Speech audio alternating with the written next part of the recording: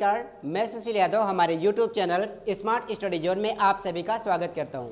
अगर आप इस चैनल पर पहली बार विजिट कर रहे हैं so please subscribe our channel and click on the bell icon ताकि हर आने वाली वीडियो की नोटिफिकेशन आप तक पहुंच जाए। तो आइए आज के इस वीडियो की शुरुआत करते हैं और आज के इस वीडियो में मैं आप लोगों के लिए अंग्रेजी के कुछ ऐसे महत्वपूर्ण यूजेस लेकर आया हूं जिन्हें अक्सर हम अपनी आम बोलचाल की भाषा में यूज़ किया करते हैं। तो चलिए आज के इस वीडियो की शुरुआत करते हैं और आज के इस वीडियो में हम सबसे पहले जानेंगे use of not only but also. Use of not only but also, और हमें नॉट ओनली बट ऑल्सो का यूज़ तब करना होगा जब हमें किसी भी हिंदी वाक्य में दिख जाए न केवल बल्कि भी।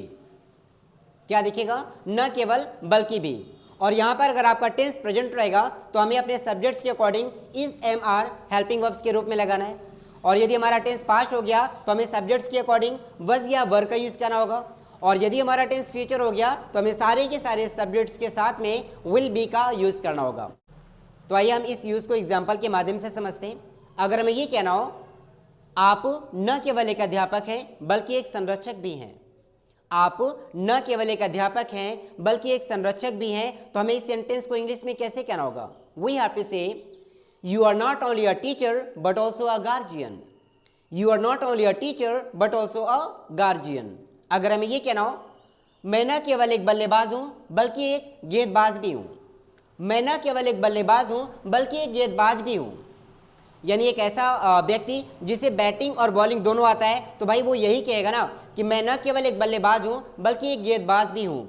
तो इस सेंटेंस को हमें इंग्लिश में कैसे कहना रहेगा? वी हैव टू से I am not only a batsman but also a bowler.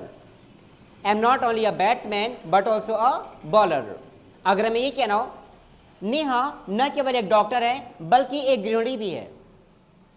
Neha न केवल एक डॉक्टर है बल्कि एक गृहिणी भी है, तो हमें क्या कहना रहेगा? Neha is not only a doctor but also a housewife. Neha is not only a doctor but also a housewife. अगर हमें इसी सेंटेंस को पास्ट में यूज करना रहेगा तो हम कैसे बोलेंगे?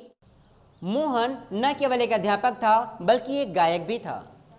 मोहन न केवल एक अध्यापक था बल्कि एक गायक भी था। Then we have to say Mohan was not only a teacher but also a singer. Mohan was not only a teacher but also a singer. अगर आपको ये कहना है आप न केवल एक डॉक्टर थे बल्कि एक संरक्षक भी थे, आप न केवल एक डॉक्टर थे बल्कि एक संरक्षक भी थे, then we have to say you are not only a doctor but also a guardian. You are not only a doctor but also a guardian. अगर हमें इसी सेंटेंस को फ्यूचर में यूज करना रहेगा तो हम कैसे कहेंगे? जैसे अगर आपको ये कहना है मेरा भाई न केवल एक गायक होगा बल्कि एक संगीतकार भी होगा। मेरा भाई न केवल एक गायक होगा बल्कि एक संगीतकार भी होगा, तो ये हमारा फ्यूचर टेंस है। अगर हमारा टेंस फ्यूचर होता है तो हमें सारे के सारे सब्जेक्ट्स के साथ में विल बी का यूज करना होगा। देन वी हैव टू से my brother will be not only a singer but also a musician. My brother will be not only a singer but also a musician. अगर हम ये कहना हो आप न केवल एक खिलाड़ी होंगे बल्कि एक लेखक भी होंगे, आप न केवल एक खिलाड़ी होंगे बल्कि एक लेखक भी होंगे, तो हमें इस सेंटेंस को इंग्लिश में कैसे कहना है? We have to say you will be not only a player but also a writer. You will be not only a player but also a writer. तो आइए हम अपने अगले यूज को देखते हैं, और आज का हमारा अगला यूज है use of resemble to. Use of resemble to, और हमें रिसेंबल टू का यूज तब करना होगा जब हमें किसी भी हिंदी वाक्य में दिख जाए के समान। क्या दिखेगा? के समान। तो आइए हम इस यूज को एग्जाम्पल के माध्यम से समझते हैं। अगर हमें यह कहना हो आप मेरे पिता के समान हैं, आप मेरे पिता के समान हैं, then we have to say you are resemble to my father. You are resemble to my father. अगर हमें यह कहना है कि वह मेरे छोटे भाई के समान है, वह मेरे छोटे भाई के समान है, तो हम इसे इंग्लिश में कैसे कहेंगे? We have to say he is resemble to my younger brother. He is resemble to my younger brother. अगर हमें इसी सेंटेंस को पास्ट में बोलना रहेगा तो हम कैसे कहेंगे? तो आइए हम इसे एग्जाम्पल के माध्यम से समझते हैं। अगर हमें ये कहना हो काजल मेरी बहन के समान थी, काजल मेरी बहन के समान थी, then we have to say Kajal was resemble to my sister. Kajal was resemble to my sister. अगर आपको ये कहना है आपके दादाजी मेरे दादाजी के समान थे, आपके दादाजी मेरे दादाजी के समान थे, then we have to say your grandpa was resemble to my grandpa. Your grandpa was resemble to my grandpa. और यदि इसी सेंटेंस को हमें फ्यूचर में जानना हो तो हम कैसे बोलेंगे, तो आइए इसे एग्जाम्पल के माध्यम से समझते हैं।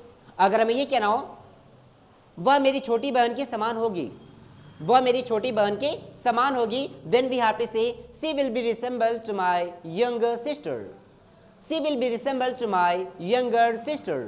अगर हमें ये कहना हो मोहन मेरे सगे भाई के समान होगा, मोहन मेरे सगे भाई के समान होगा, then we have to say Mohan will be resemble to my born brother, Mohan will be resemble to my born brother.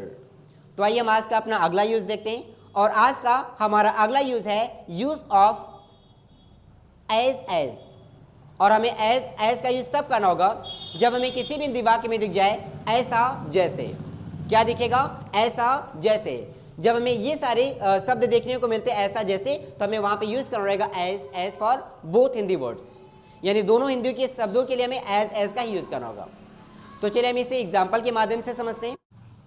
अगर हमें ये कहना हो ऐसा लाल जैसे खून, यदि आप कोई ऐसी वस्तु को देखते हैं जिसका कलर हूबहू ब्लड जैसा ही है, यानी रक्त जैसा ही है, तो आप उसे क्या कहेंगे? यार ऐसा लाल जैसे खून।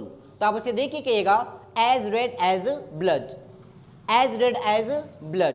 अगर हमें ये कहना हो ऐसा काला जैसे कोयला, जैसे अगर आप किसी ऐसे व्यक्ति को देखते हैं वो बहुत ज़्यादा काला है, तो ऐसे व्यक्ति को देख के आप क्या करें? यार ऐसा काला जैसे कोयला। तो हमें इसे इंग्लिश में कैसे कहना होगा? As black as coal, as black as coal. अगर हमें ये कहना हो ऐसा हरा जैसे तोता, ऐसा हरा जैसे तोता, then we have to say as green as parrot, as green as parrot. अगर हमें ये कहना हो ऐसा व्यस्त जैसे मधुमक्खी, ऐसा व्यस्त जैसे मधुमक्खी, then we have to say as busy as bee, as busy as bee. अगर हमें ये कहना हो ऐसा सफेद जैसे दूध, ऐसा सफेद जैसे दूध, तो हमें इसे इंग्लिश में कैसे कहना रहेगा? We have to say as white as milk, as white as milk. तो दोस्तों आज का हमारा ये वीडियो आपको कैसा लगा? अगर वीडियो पसंद आए तो हमारे चैनल को सब्सक्राइब करिएगा और वीडियो को लाइक करना ना भूलिएगा। तो हम मिलते हैं एक नए वीडियो के साथ, तब तक के लिए नमस्कार, धन्यवाद।